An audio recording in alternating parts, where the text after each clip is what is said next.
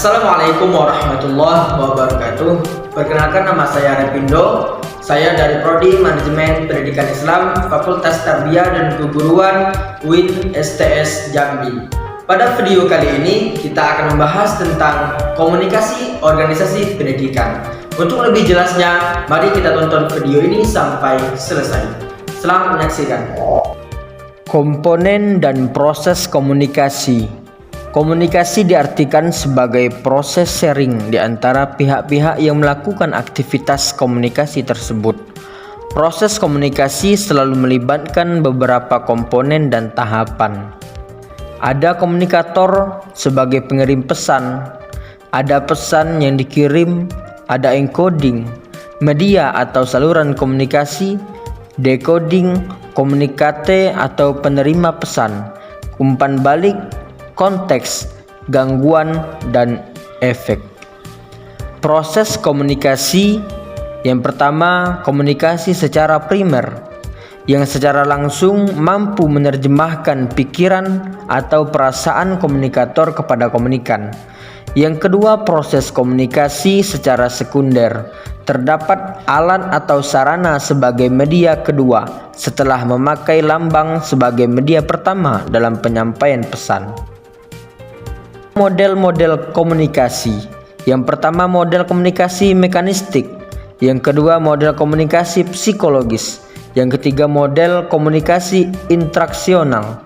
Yang keempat, model komunikasi pragmatis. Kemudian jenis-jenis komunikasi.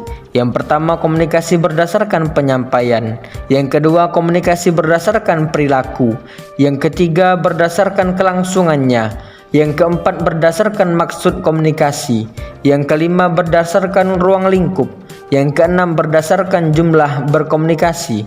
Yang ketujuh, berdasarkan peran individu. Gaya-gaya komunikasi yang harus kita ketahui. Yang pertama, gaya yang bersifat mengontrol. Yang kedua, dilakukan secara terbuka. Yang ketiga, pesan-pesan verbal secara tertulis maupun lisan. Yang keempat, dinamis. Yang kelima, kesediaan untuk menerima saran. Kemudian faktor yang mempengaruhi gaya komunikasi. Yang pertama, kondisi fisik. Yang kedua, peran. Yang ketiga, konteks historis. Yang keempat, kronologi. Yang kelima, bahasa. Yang keenam, hubungan. Teknik-teknik komunikasi. Yang pertama, teknik komunikasi informasi. Yang kedua, teknik komunikasi persuasif. Yang ketiga, teknik komunikasi koersif atau instruksif. Yang keempat, teknik komunikasi dialogis. Kemudian media komunikasi. Klasifikasi media komunikasi dalam pendidikan. Yang pertama, dilihat dari sifatnya media. Terbagi ke dalam media auditif, media visual, dan media audiovisual. Kemudian dilihat dari kemampuan jangkauannya, terbagi ke dalam media yang memiliki daya liput luas dan daya liput terbatas. Kemudian dilihat dari cara atau teknik pemakaiannya, dapat dibagi ke dalam media yang diproyeksi dan media yang tidak diproyeksi. Kemudian dilihat dari bentuk dan cara penyajiannya, terdapat ke dalam media grafis, media bahan cetak, gambar diam, OHP atau OHT, opaque project, dan media slide atau film. Kemudian jaringan kerja komunikasi.